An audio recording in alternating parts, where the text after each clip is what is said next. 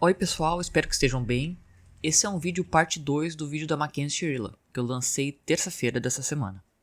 Uma pessoa que viu meu vídeo disse que não era bem assim, que a Mackenzie foi condenada de forma injusta, que tem vídeo de policial colocando coisas na bolsa dela, tem vídeo mostrando que o carro foi freado, que o promotor do caso era corrupto, enfim.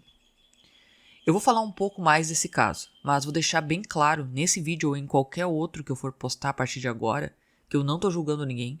Eu simplesmente repasso informações que estão na internet à disposição de todos. Eu só coleto elas e organizo em forma de um pequeno documentário. Mesmo nos casos mais bizarros, eu acho que o crime só acontece pelo total abandono da saúde mental da maioria dos criminosos. A gente sabe que alguns não têm salvação mesmo, mas eu nunca sou a pessoa que manda alguém pra cadeira elétrica ou pra forca. Até porque não dá pra ter certeza do nosso julgamento. Vai que alguém inocente é morto. Se te mandar alguém pra cadeia, tem como desfazer a injustiça. Tirar a pessoa de lá. Mas pra morte não tem volta. Então por isso que eu sou meio que contra a pena de morte.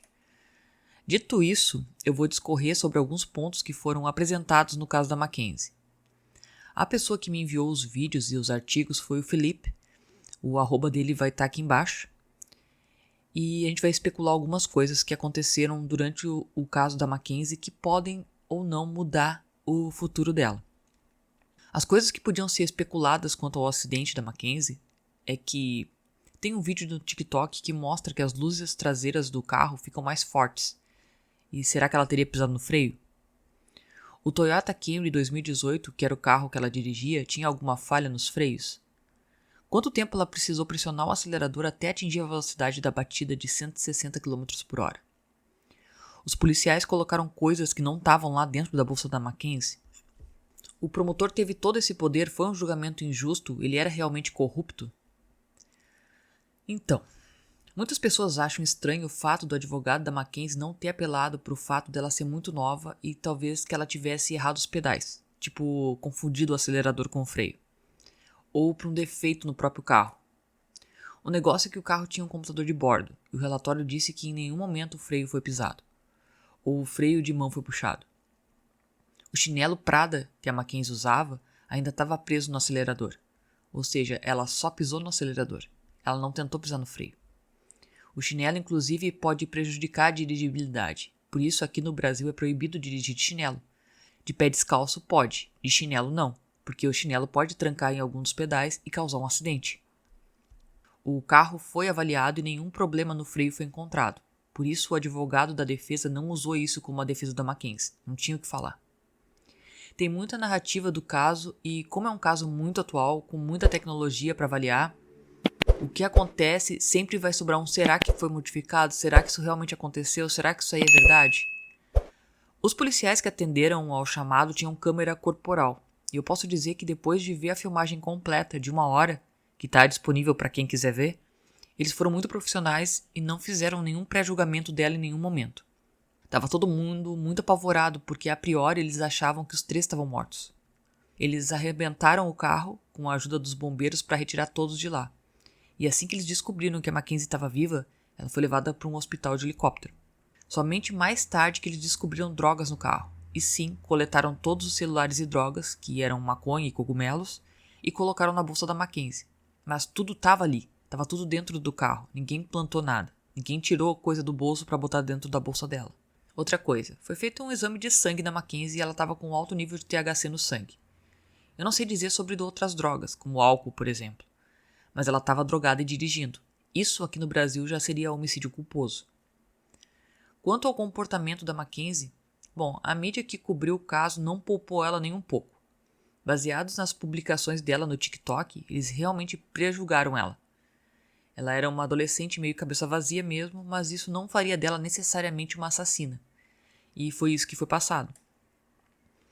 Os 3 estavam drogados e parece que foi dito que a única que estava drogada era ela, que ela era o centro do mal. Eu sempre digo isso, nós andamos e somos amigos de pessoas que gostam do mesmo que nós. Ninguém vai obrigar uma pessoa a ser amiga de outra se ela não compartilha coisas em comum, gostos ou sentimentos com essas pessoas. Então, os 3 eram amigos e isso diz algo sobre os meninos tanto quanto diz da Mackenzie.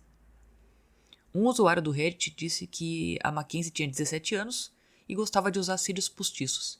dizer coisas sem sentido sobre drogas e usava uma fala de adolescente que achava que era imune a tudo. Isso faz parte da adolescência, de se sentir invencível, de que nada pode te atingir. Mas a gente cresce, amadurece e a vida mostra que as coisas não são bem assim. Existem muitos adolescentes irresponsáveis e viajantes como a Mackenzie, mas nem todos são chamados ou se tornam assassinos. Ela não tinha um histórico de tentativa de suicídio, nem nada disso, então ela possivelmente não iria querer se matar. Se ela estivesse tentando matar só o Dominic, seria um jeito bem perigoso para ela. Ela não poderia saber se só ele morreria, e ela teria que ser bem precisa para acertar somente o lado dele do carro numa parede de tijolos. Eles identificaram o Davian através de uma identidade que eles encontraram no chão. E logo a Mackenzie começou a falar com eles logo que eles tiraram ela de dentro do carro. E ela disse que o amigo que estava do lado dela era o Dom. Ainda vendo o vídeo gravado pela câmera corporal, o policial tira muitas fotos para documentar tudo. Nisso eu não vi nada estranho. Eles só pedem para que um detetive vá averiguar tudo com eles. Os policiais, na hora do atendimento aos feridos, antes de ter acesso ao computador de bordo, eles achavam que o carro estava a 115 km por hora. Eles não paravam de dizer que era o pior acidente que eles já tinham presenciado. Então, sobre o acidente, o carro bateu exatamente na ponta do prédio, exatamente do lado dos meninos. Tem marca de pneu na grama, mas não tem marca de freio. Existem teorias e vídeos que eu vou mostrar aqui, onde aparece que ela apertou no freio, mas isso pode ser facilmente o ângulo que a câmera pega a parte traseira do carro.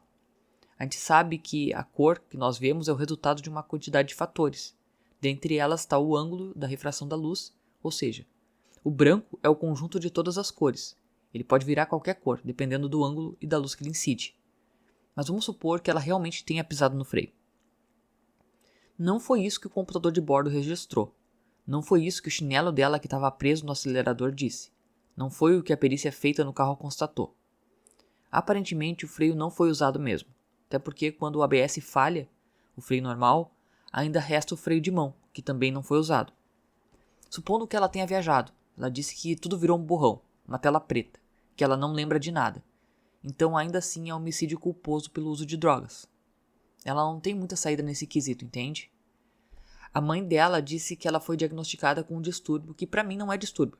Ela fica desidratada e desmaia. Isso é comum em pessoas com baixo peso e pressão baixa. Ela até tinha que colocar sal embaixo da língua para melhorar. Aliás, uma coisa que eu aprendi é que se hidratar é 1000 vezes melhor e mais eficaz para levantar a pressão do que sal. Então se você está com pressão baixa, acha que vai desmaiar por isso, toma água que vai agir na hora, quase que imediato. Voltando. Se ela tivesse apagado, desmaiado, não teria força suficiente para apertar o acelerador até chegar a 160 km por hora, que foi a velocidade de impacto do carro no prédio. Quem dirige sabe que existe uma força de resistência no pedal do acelerador à medida que a velocidade aumenta. Outra coisa, e isso é pura especulação minha, eu acho que ela teria batido antes se tivesse desmaiado, a uma velocidade bem menor, porque ela dobrou a esquina a cerca de 25 por hora. E antes de dobrar a esquina, ela vinha vindo a uns 40 por hora. Ela estava vindo a uma velocidade bem baixa. Agora, caso vocês não saibam, eu fiz engenharia química. Então eu sei um pouco de física, principalmente física básica. Eu não estou me gabando de ter feito engenharia, tá, gente? Porque se eu tivesse me gabando, eu estaria empregado e não sendo youtuber. Mas vamos voltar pro caso. Se alguém achar que os meus cálculos estão errados, tá? Que eu fiz os cálculos aqui, vocês podem discutir nos comentários. Eu não sou infalível e não acho que sou perfeita não, tá? Eu vou passar os dados para vocês, os dados base, que foram coletados do computador de bordo e das câmeras, e depois eu vou dar o resultado daquilo que eu achei. Os dados que a gente tem, baseado nos registros então do computador de bordo do carro, é que a colisão aconteceu a 160 km por hora. O carro da Mackenzie era um Toyota Camry 2018. Ele fazia de 0 a 100 em 7 segundos e tinha velocidade máxima de 225 km por hora. Eu calculei uma aceleração de 0 a 100 km por hora em 7 segundos, sendo de aproximadamente 4 metros por segundo ao quadrado. Aqui eu estou trabalhando com o Sistema Internacional de Unidades, tá? É uma coisa que os Estados Unidos não fazem, por sinal. Com essa aceleração, supondo que ela estava andando a 40 por hora, eu estou sendo bem generosa, porque isso é o que estava aparentando antes dela dobrar a esquina para a rua que tinha fim, e a rua a qual ela bateu no final da rua, na fábrica. A rua tinha um comprimento total de 1.200 metros. Para passar de 40 km por hora até 160 km por hora, ela precisou, de acordo com a equação de Torricelli, de aproximadamente 230 metros. Se ela tivesse com o carro parado, ou seja, se ela tivesse estacionado o carro, parado o carro, para chegar a 160 por hora, de 0 a 160, ela precisaria de 247 metros. Não é muito. A rua era enorme, então ela tinha espaço para fazer isso. A câmera da empresa que pegou o carro voando baixo, que era do lado de onde aconteceu a colisão, estava nos metros finais antes da pancada. Então, teoricamente, se ela estava andando e pisando fundo no carro, ela não precisou de muito espaço e não precisou da rua toda para chegar a 160 por hora. Inclusive, se ela tivesse desmaiado logo que ela virou para a rua, como ela tinha dito, e ela tivesse pressionado o carro ao máximo, ela teria chegado a 225 km por hora, que é o máximo do carro, muito antes. Mas enfim, isso é tudo suposição e é tudo baseado naquilo que o computador de bordo falou. Quanto ao promotor ser ou não um safado, isso eu não sei dizer. Ele pode ter tido uma atitude errada.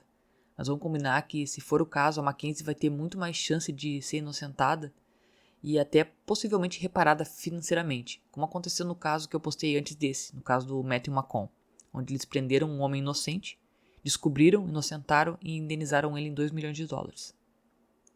Eu entendo que a Mackenzie foi prejudicada, principalmente quando as pessoas começaram a saber do comportamento dela antes do acidente.